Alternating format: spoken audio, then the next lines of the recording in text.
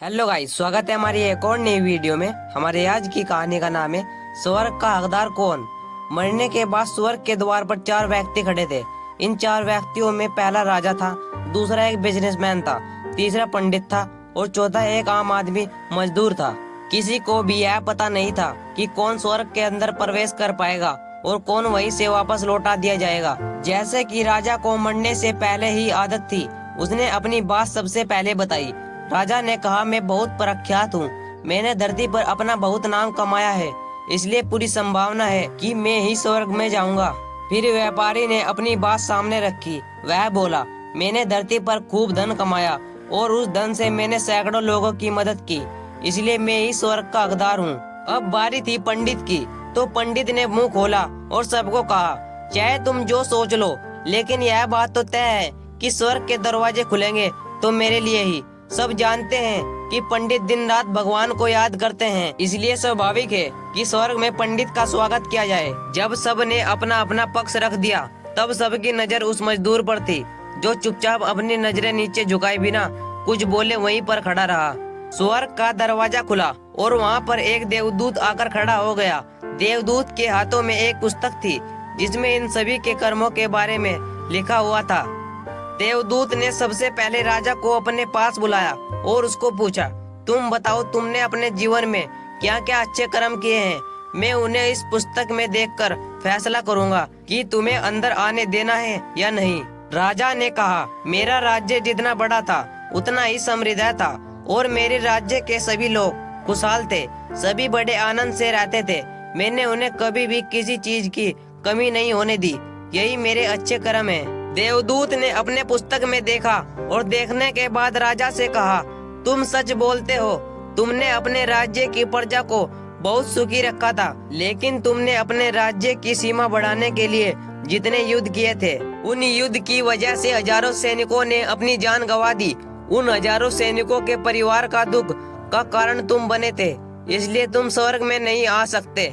अब बारी थी व्यापारी की। व्यापारी से जब देवदूत ने पूछा कि तुम्हारे अच्छे कर्म क्या है, तब व्यापारी ने उसे कहा, मैंने सैकड़ों लोगों को खाना खिलाया है, कई आश्रमों में दान किया है, कई निराश्रित लोगों के लिए घर बनाकर दिया है, यह मेरे अच्छे कर्म है।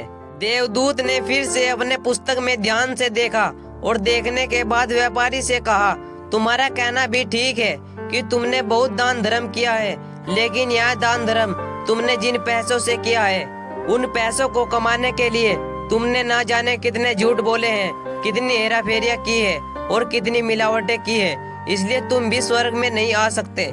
जब पंडित से यही सवाल किया गया तो पंडित ने बड़े ही आत्मविश्वास के साथ कहा, मैंने अनगिनत लोगों को ज्ञान दिया है, हजारों यज्ञ और पूजाएं की है और दिन रात भगवान का जाप किया है, इससे अच्छे कर्म और क्या ही हो सकते हैं। देवदूत ने अपनी पुस्तक के अंदर झांक कर देखा और पंडित से कहा, आपने जितने भी लोगों को जो भी ज्ञान दिया है, उन बातों पर खुद भी कभी अमल नहीं किया। आपने यज्ञ पूजा या भगवान का नाम निस्वार्थ भाव से कभी नहीं लिया, इसलिए आपका भी स्वर्ग में आना प्रतिबंध है। मजदूर यह सब देखकर हैरान था। वह अब तक जिन्हें महान समझता आ रहा था, उनकी व्याख्या स्वर्ग के दरवाजे पर आकर बदल गई थी। धरती पर जिन कामों को अच्छा समझा जाता है, उनका यहाँ पर कोई मूल्य नहीं था।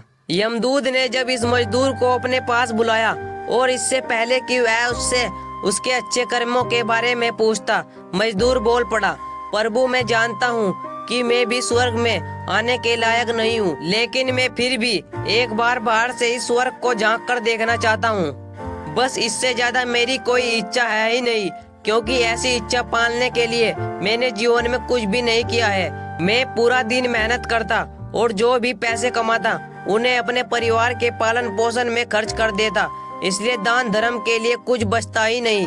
लोगों की भला में क्या ही सेवा करता, क्योंकि काम के बाद जो थोड़ा समय मिलता उसको अपने ही बूढ़े माँ बाप की सेवा में बिता देता। और यह सब करने के बाद मैं कभी कभी मंदिर भी चला जाता और भगवान ने जैसा भी मुझे दिया उस जीवन के लिए धन्यवाद कहता।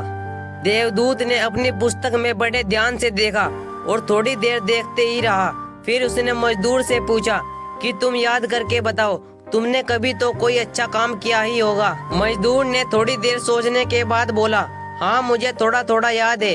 एक बार मैं बहुत भूखा था और मैं खाना ही खाने बैठा था कि एक बहुत ही कमजोर कुत्ता जो ठीक से चल भी नहीं पा रहा था वह मेरे पास आ गया और मेरे खाने को देखने लगा। तब मैंने अपनी रोटी उसे खिला दी थी और उस दिन मैं खुद भूखा सोया था।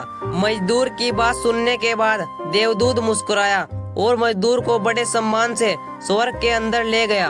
दोस्तों, अच्छे कर्म, लोभ, मोह, माया इन सभी भावों में आकर नहीं किए जाते हैं और ना ही उन्हें अच्छे कर्मों की श्रेणी में गिना जाता है। निस्वार्थ भाव से किया गया एक ही अच्छा कर्म भी आपके जीवन के सारे पाप धोने की शक्ति रखता है। इसलिए जब भी मौका मिले निस्वार्थ भाव से और अच्छे मन से अच्छे कर्म किया करें। दोस्तों, अगर आपको हमारी यह वीडियो पसंद आई हो तो इस वीडियो को लाइक, शेयर एंड सब्सक्राइब जरूर से कर देना। वीडियो अच्छी लगी हो तो वीडियो के नीचे कमेंट जरूर से कर देना। मिलता है आपको ऐसे ही मजेदार वीडियो साथ, तब तक के लिए बाय गाइस।